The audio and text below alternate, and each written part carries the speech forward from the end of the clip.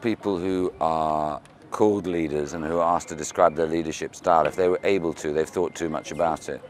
I would say that one of the key strands to any of the people I've met who've been effective leaders has been a very strong sense of purpose. And I think people have got to know when they're working with you that this is absolutely crucial what you're doing, and it's not just a question of a lifestyle choice. You really want this to happen. So tell us, are you an orchestra conductor, a jazzer or a rocker? I'm not sure I'm actually any of those things exactly. I'm a bit of all of them, but I think I'm more like a football captain that tries to lead by example on occasion and then create chaos on other occasions. Because I'm often asked what the role of a chief executive is, and I think in some organizations it's a controlling force. But I like to think that I've got people working around me who don't need that control. My role is more to shake things up all the time to make sure that we don't atrophy, because atrophy is so quick. In any organization you have a moment of flux and everything's exciting, and then it suddenly becomes a career path.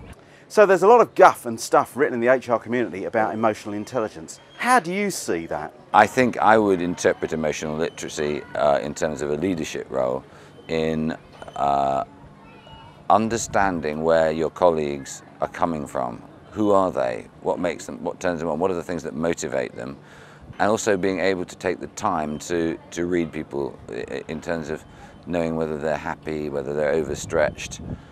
Emotional literacy is also, in my view, about understanding that most people are not, once they've got a slate over their roof, actually inspired by money. A few shallow people are. A lot of people might even characterize it like that, but it's not true. I think most people are inspired by a desire to be part of something that when they go into the pub or they meet their friends, they say, I'm working on that thing. I did that. So before the Eden Project, I understand that you had a career in the music business. How has that career helped you run this business? Surprisingly, music has taught me an enormous amount about the management of any business. And some of it's rather surprising because in Britain, of course, as you know, you tend to become a this or a that. You're a bricklayer or a lawyer or whatever, and you stay there. And the transferability of one set of skills into another area is not actually encouraged, really. No one had ever taken a garden and marketed it. So when we started restoring Heligan, I thought, how could I make this like an album sleeve? How could I make it something people wanted to possess in their memory? So I came up with the name The Lost Gardens of, and then realized that a narrative was necessary to go with that. So I talked about it being a stage on which people had led their lives for hundreds of years, unchanging. And then from that moment on, I could see that people were coming to Heligan, but seeing it through my story, and they loved it and fell in love with it.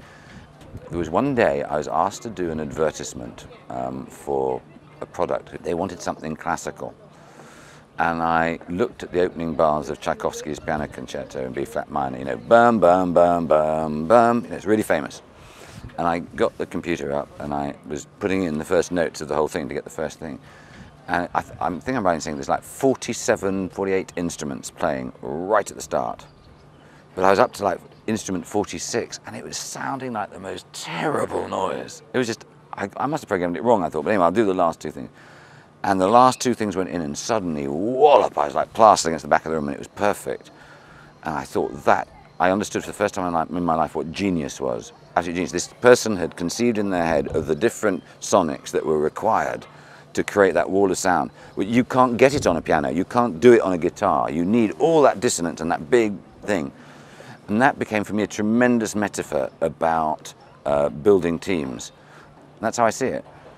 I'm aware that you need the dissonance, you need the order, it's all the talents. And it's a terrible cliche. People always talk about you need all the talents. But so often people hire people like them or they get rid of people who are a bit edgy. And actually you need all of that ferment to create a sense of rigor, to create a sense of challenge, and also great comfort when everybody suddenly goes, yes,